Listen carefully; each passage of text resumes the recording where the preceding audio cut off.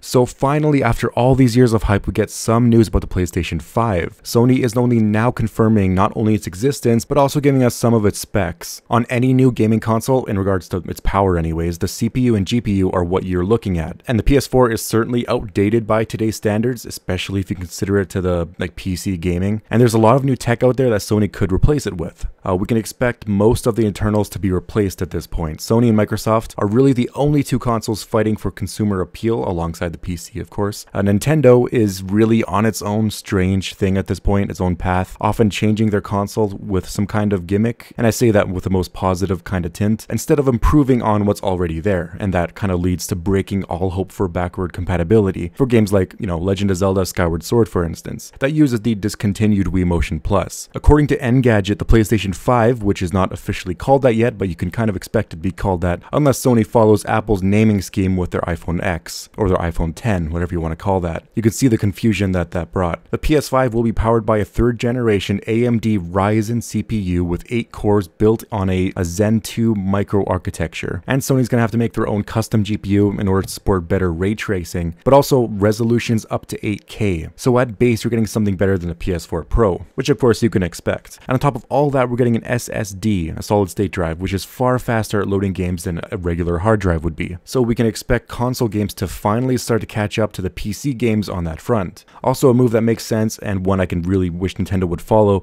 is that Sony confirmed the next console will be 100% backwards compatible with the PS4. Not only that, but it's going to of course support the PlayStation VR headset. And as a VR buff myself, I'm glad they haven't given up on virtual reality yet. The marketplace is just growing, and it's nice to know that they're going to continue to make games for it, and overall support that genre, because I can see that there's still a lot of potential there. And really what I'm excited about the most is of course better graphics, but I want an update to the user interface. I think I like the PlayStation 3's better than the PS4, to be honest, for a variety of reasons. The PS3 is faster, it seems. There's just less on it, I guess. It's a very simple interface. The settings are easier to access. On the PS4, commonly used apps like YouTube and Netflix are dug deep inside the TV app, which takes time to load. And really, I have no idea why Netflix takes so long to load for me. Maybe it's just my PS4, but it should be very, very fast. And it's just not. But on another note, Mark Kearney, which is the guy all this news came from, said that it's still going to support physical media, so discs and such. It's funny that we've reached a point finally where the next console generation after the PS5 might not even have any discs.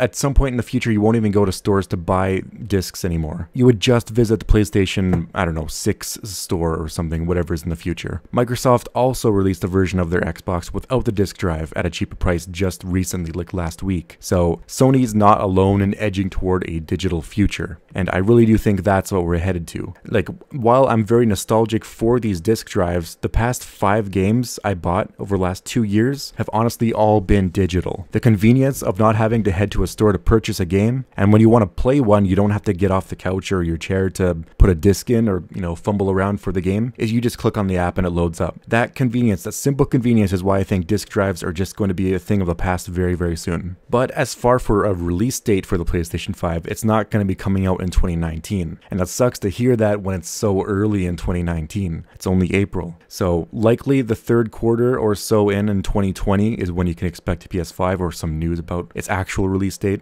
It could even be holiday of 2020 in order to get that Christmas money kind of thing. While that does suck, I'm glad we at least know something about the device at this point. It's been so many years since the PS4 came out, and honestly, mine is slowing down to a crawl. I mentioned Netflix earlier. When clicking on the app, for me anyways, it takes 10 to 15 seconds to open. It just flashes there. But maybe it's just my old PS4, I don't know. I'm ready for a change though. We're definitely going to be getting a lot of leaks about the console, so make sure you subscribe to getting any more news. Hopefully all the leaks are positive. So far so good, right? But until Sony says anything else about their next console, remember to like and subscribe, and thanks for watching.